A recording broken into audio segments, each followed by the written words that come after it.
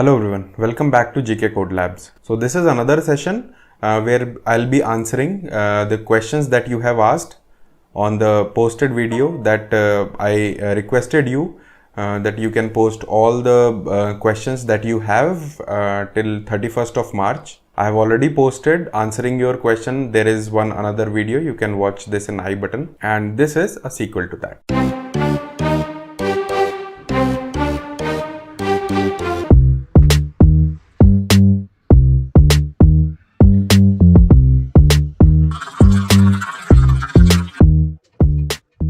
So next question is again from Rahman. I think I have already answered many questions Rahman asked, but he has asked so many questions, so we'll be taking up one by one. So next question is how to handle Spark out of memory issues. Please explain with real-time examples, real-time scenarios. So real-time scenarios, I'll see if I can make the video, because the Spark out of memory issues are not very easily reproducible. So maybe there are chances you run your job, it will execute fine. The next run, same data, same job, same cluster, it will throw out of memory. So there are, but still I can understand your issue, and I'll try to make a real-time scenario video on this. But let me tell you the background so that you can understand if in any interview this question is asked, or your knowledge is sort of analyzed somewhere. What things you should keep in mind. So first thing is, I can understand this Spark framework itself is based on one core principle, that you have to process large amount of data, and the data will be processed in a distributed manner. So why at all this out of memory issue occurs? Moreover, this has also been told that Spark will distribute your data into memory and into different machines, and then it will process your data. And also if the data doesn't fit to memory, it will spill to disk, or many such scenarios are there which are being told to you when you start learning Spark. So why at all this out of memory, right?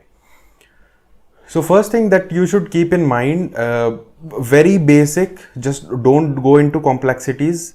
This Spark is a framework developed for processing your data, and the normal data operations, all the APIs are available.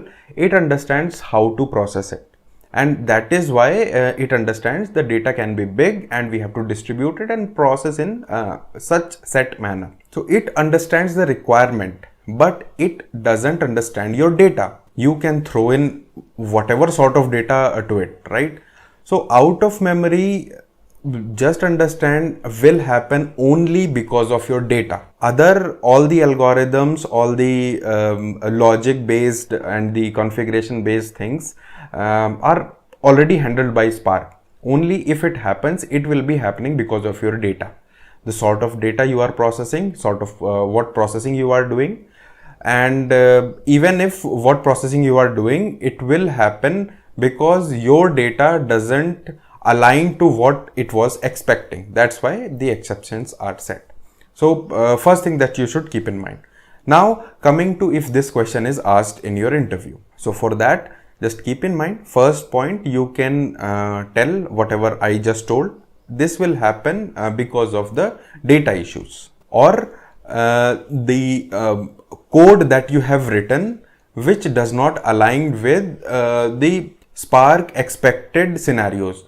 Spark expects many things. That is why it has provided you so many APIs, so many configurations, the executor, the nodes, the memory. Why it should provide you those configurations if it doesn't feel so, right? It should just say, just give me the path of data and just tell me what process you have to do, we'll do it. But there are a hell lot of configurations that Spark provides you, and as a data engineer you should know all that. So first thing I would say, just learn the background of Spark architecture, and onto that, for this question of yours, I would say just keep a note of the by key operations, group by key, reduce by key and all.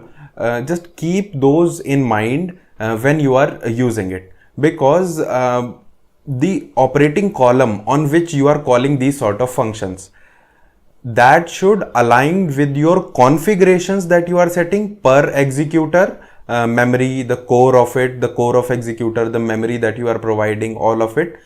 It should align with the data that you are trying to process. If your data is so huge, just increase the parallelism, increase the number of cores, and increase the memory. Otherwise, just change your logic, because obviously if you are grouping by a key and from the previous partition, the amount of data that your amount of the volume of data that is after your operation will go to the next partition, next stage. So according to your data, if that will according to your keys, if the amount of data is not manageable by your executors that will be called in the next stage, you will get out of memory. So either write your code perfectly, or decide your partitions correctly, so that each executor can take that much of tasks. And the best way to do this is go through your query plan. So whatever data frame in the end or in between you are planning to build, just at least once do and explain on that, so that you will get to know the query plan, where and all I am joining some data, and where and all the data is sort of getting shuffled, or if that particular column may have a skewness in my data. So initially, see, as a developer, you might not be facing this issue, because the developers only work on a sample of data. But when it comes to optimizing it on the production level, the first thing any data engineer will do, go through the query plan. When and all, how many shuffles are being done, and what is the executor configurations that we have provided. So this is how, in very random way, you have to decide the configurations of Spark. Otherwise, on the Spark level, the distribution and all will happen as expected, provided what configurations you have given to it and what issues your data have. Just go with that query plan that will make you understand which columns you should use.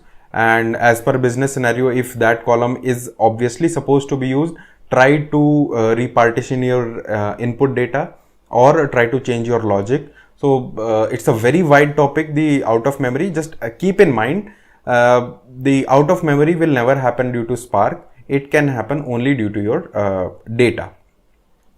One more thing that you can keep in mind, it will happen on the executor level or the driver level as well. So as I told, Spark has given the configurations for both of them, and you can find a lot of configurations from the driver side or executor side, what you should set. But the main takeaway from my answer, I could tell, the other answers very obviously you can take from any blog or any vlog or video. But main thing, just always keep in mind, it is happening only because of your data. That could be your configurations not matching according to your data, or maybe data skewness, again, in which case you have to pre-process your data and set the parallelism according to it. Okay. One more thing, just clicked in my mind. It could also happen because of the garbage collection. So there are different type of garbage collections. So that also, just go through it and see once which garbage collection you should use. There can be chances the GC is not being done properly. So again, for that also you have the configuration. But the out of memory mostly won't happen because of garbage collection, but due to your data only. So another question again from Rahman Khan, how to handle exceptions in Spark project. So Rahman, for this you can try with the very standard practice, that is the try and catch. So you can, whatever function you are executing, mention this in a try in place of the class or the object body, mention in the try, and on top of that, after the try, you can do a catch of whatever sort of the class of exception you are expecting. Otherwise, if you are not sure, just at least do a catch on the master class or just the exception class.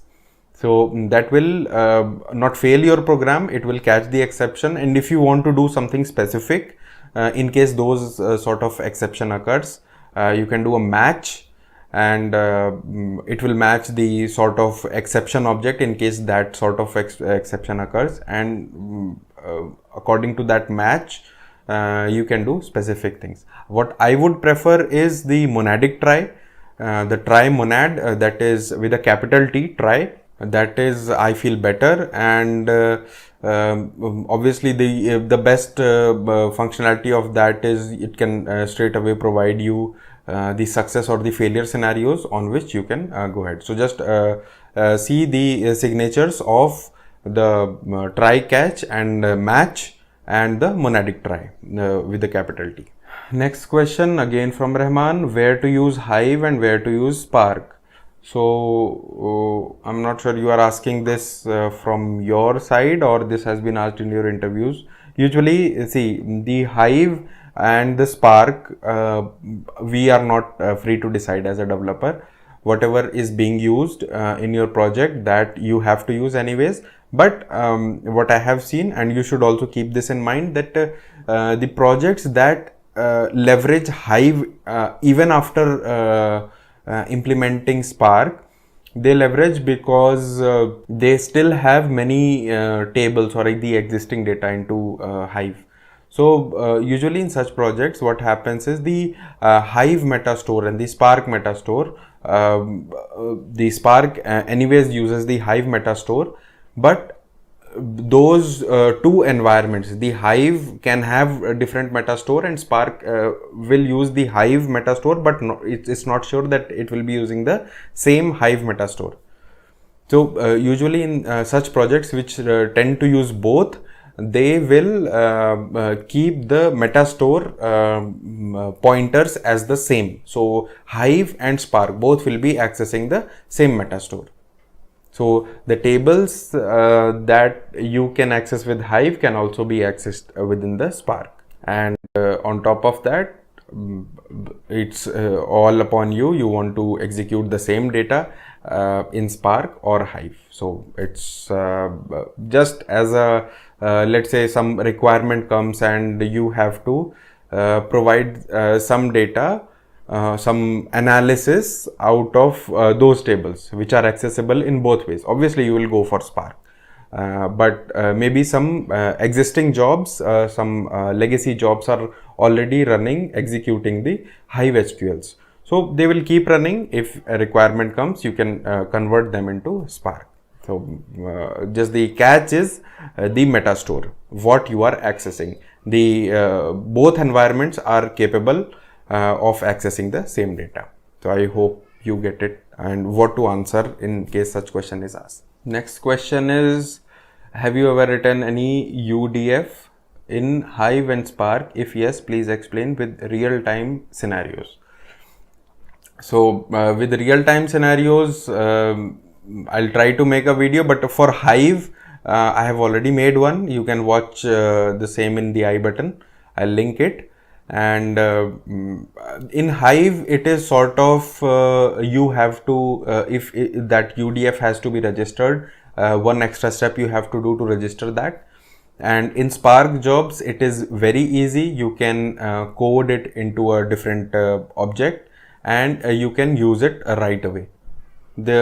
If yes, part of that, yes, we have used, and that is a wide spectrum where and all you can use. Just one small example I can give, like suppose in creating a data frame, you have to create another column having very specific requirement, like which cannot be just the stripping of some column, just substring of some column, just aggregation of some column, not like that. Just very specific scenario, like you have to create another column with some unique ID appended with some other column value appended with the time that is going in that region, some very specific requirement. In that case, yes, we can create a UDF and we can use that UDF to derive the column value. So very specific, in case the requirement is there, you can go with the UDF. Hive I have already explained, and with the real-time scenarios I'll try to make in Spark. But if that is your interview question, you can say a few examples I have told, and rest you can see, like in case your project itself is using some specific scenarios, we can do that with UDFs. So how to debug code in project? Okay. So, Rahman, see, the code debug is very, I mean, it is training in itself. So, you can say the IDE that you are using, you should be very adept of that particular environment. And because right now the IDEs that you use, like IntelliJ, Eclipse, they provide a very good framework for debugging purpose. So just a very naive way is to debug that using the println, like suppose talking specifically about big data. So like suppose you are processing any data frame, and on top of that, like it's a long going job. If you run even in your local, let's say it takes 20 minutes. So in between somewhere it's failing. So in that case, the question will occur that you have to debug the code. So one way is to, a very naive way, not suggested, is to put the println statement and the dataframe.show statement, that what data is coming into this, I'll be able to see. Maybe after that I can analyze that, okay, maybe this column is having the issue. But the IntelliJ, specifically to IntelliJ, because I make most of the tutorials on that and I use that in my daily life. So it has very good support for debugging. Why not? I can maybe show you what specific debugging tools I use, and how and all I analyze my data in case of the very general issues that I face. So let's go and check that out. The main points of debugging, I think you will be clear after watching this. So let me open my IntelliJ, because this is what I use and I have more command on it. But the debug session or the debug tools are available for almost all the IDEs. For IntelliJ, at least I will show you how you debug your code. So this is my IntelliJ. Let me pull up some sample code. Let me pull up this fixed with df1. This code I have already explained in one of my videos.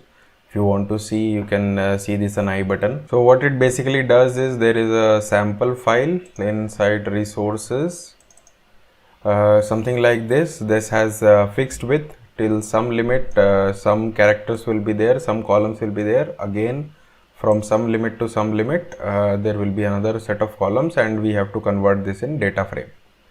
So this I have already explained. You can watch the video. So let's say you have some similar program which you want to debug. Main thing in Spark programs is that you have the liberty to query on the output or intermediate data frames. So that can be done by filter or show operation. Let's say you are deriving 10 data frames in between, and you are not sure that the data frame that I have, in case you are getting any exception, what values are throwing that error, what values that my data frame has due to which the error is occurring. So one way is to, let's see, where is my data frame. Let's say this is the final output df, create data frame. So this will be a data frame, seeing the method that I have called. So one way is to just go with the naive way that I told. Just go with the println and do a println, and after that I can do a dot show on this. But what will happen when the Spark program executes? There are chances that you have not set the logging level correctly. And even if this println executes, after this println, let's say it prints output file df After that as well, maybe there will be thousands of lines of code. After that, this will be shown, because the Spark internal operation will only happen once you call an action, like show.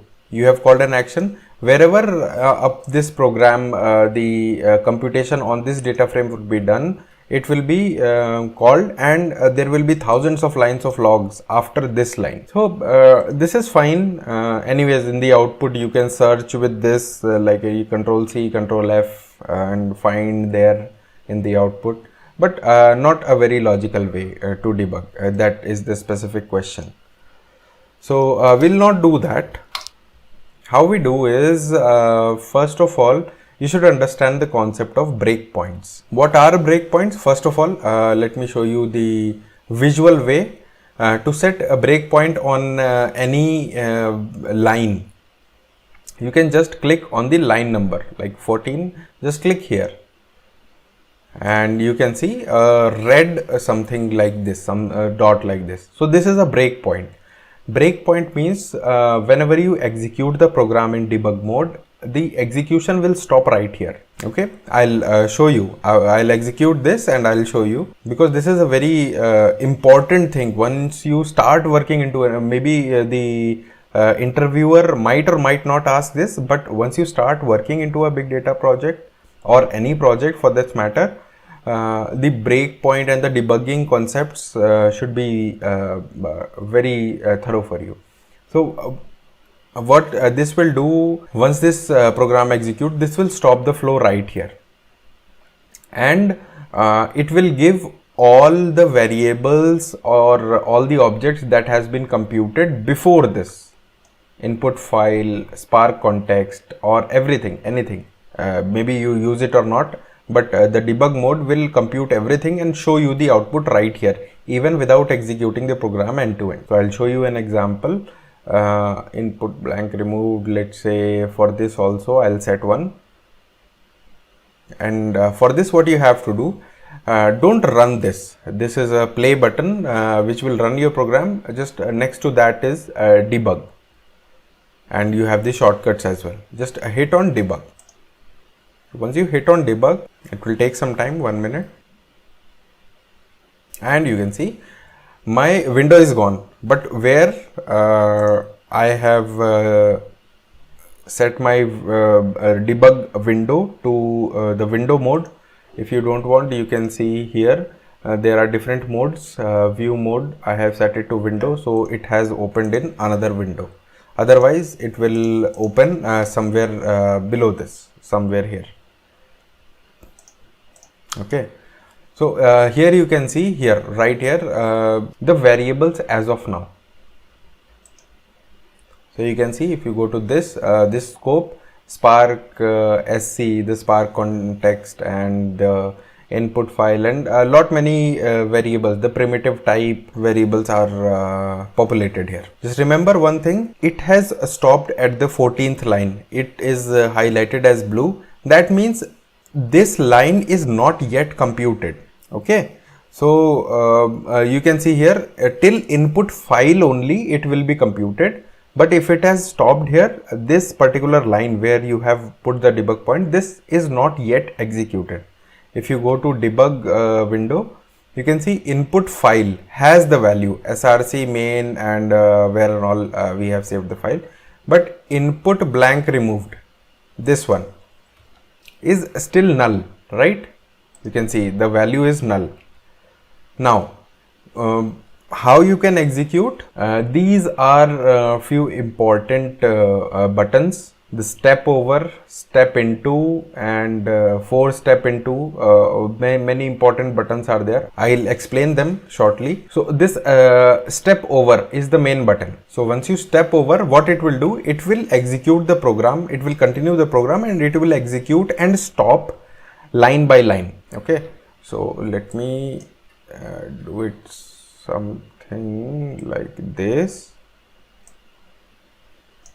So you can see, if I do step over, make sure the you are focusing on this line 14. If I do step over, you can see it has come to the blue highlight is come to the next line.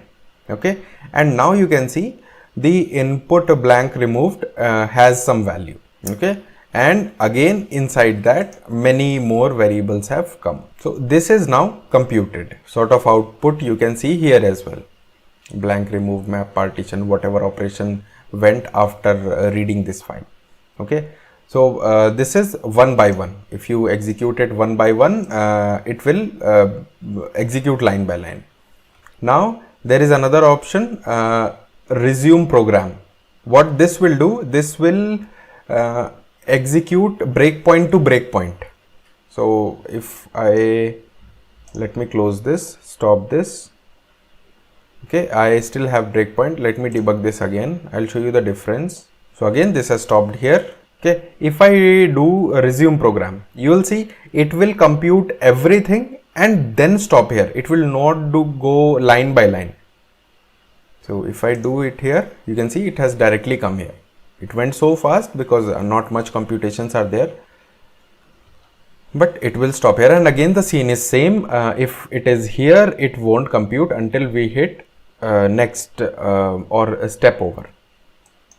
Okay, so what benefit this gives you in case the data frames, specifically telling you about the Spark applications.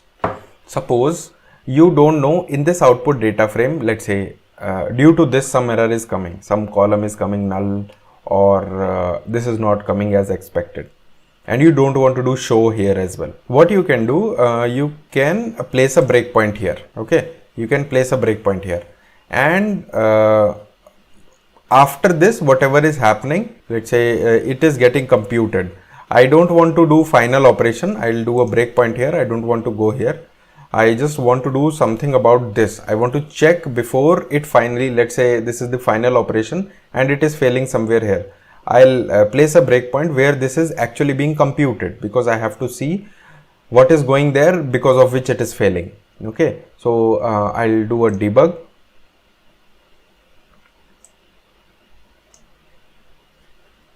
So it has come here. I'm not interested in all of this. So what I will do, I'll do a run again. I'll do a run. It's showing me stepwise. So what I'll do, I'll remove all this. I don't need it. Stop it and run again. Okay. So final output df. This is being stopped here. Now I'll do a step over, because obviously right now I want to do some computation on this. Let's say you have a job and this data frame was computed after 15 or 20 minutes and you want to do certain type of operations. I want to do show, I want to do count, I want to do filter. I just have to see why my output is failing. So at least I have to compute this, right? So I'll do a step over. So application is running, let it complete. So it has stopped here. Now for the matter, we know that this is already being done. Now what I can do, go back to my debugger window. Okay, and there is a very important feature here. You can see this calculator type of thing. This is evaluate expression. You can see this sort of window will come. Now here, this is very important. You can do whatever type of operations you want, because in debug mode it is already stopped here. Let me set this window.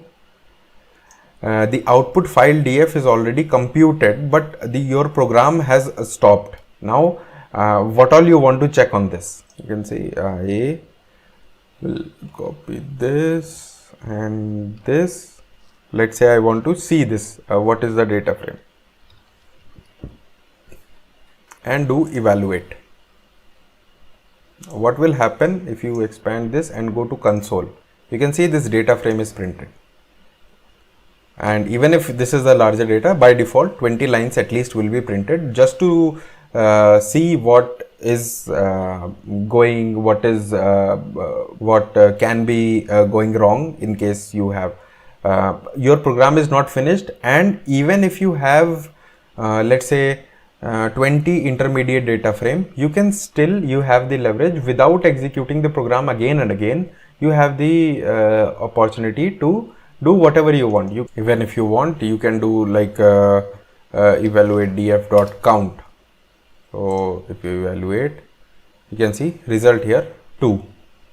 So many more operations as and when you like it you can do, which was not possible if you have done with the debugging with the naive way. Like if your job takes 10 minutes and you did show one time, and after 10 or 15 minutes when the job completed end to end, you want to see the record count, you have to execute the program again, right? But no, the proper debugging tools can help you in this way.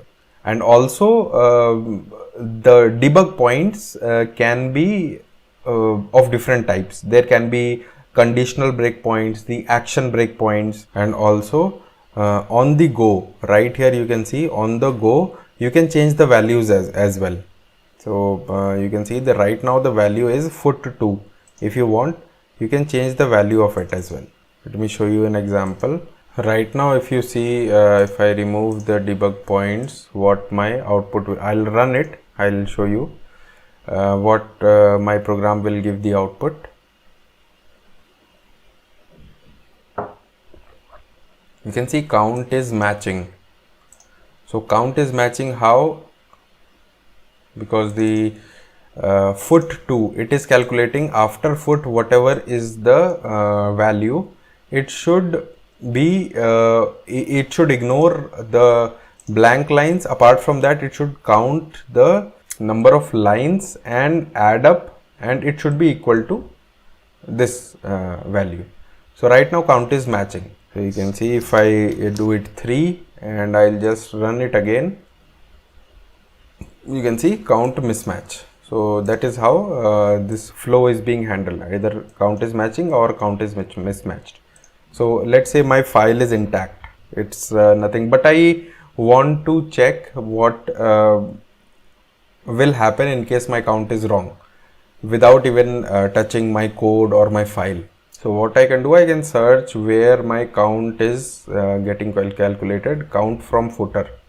So this is my count from footer, and then this will be my final output, which will give me the final, like after all computation, whatever will be coming here. So if I do a debug here, you can see the value right now 0 because I have not hit the execution of this. I can go to my debug window, I can go a step over so that this line should execute. Now you can see the count has come to 2, which was actual count. So now if I want, in the dynamic way, I want to see if this is 3. So do a set value, and set value, do it to 3. Okay, I didn't set 1 minute. Set value 3, set value. Okay, you can see now the value is 3. Now what I will do, without changing anything, I'll just do a step over.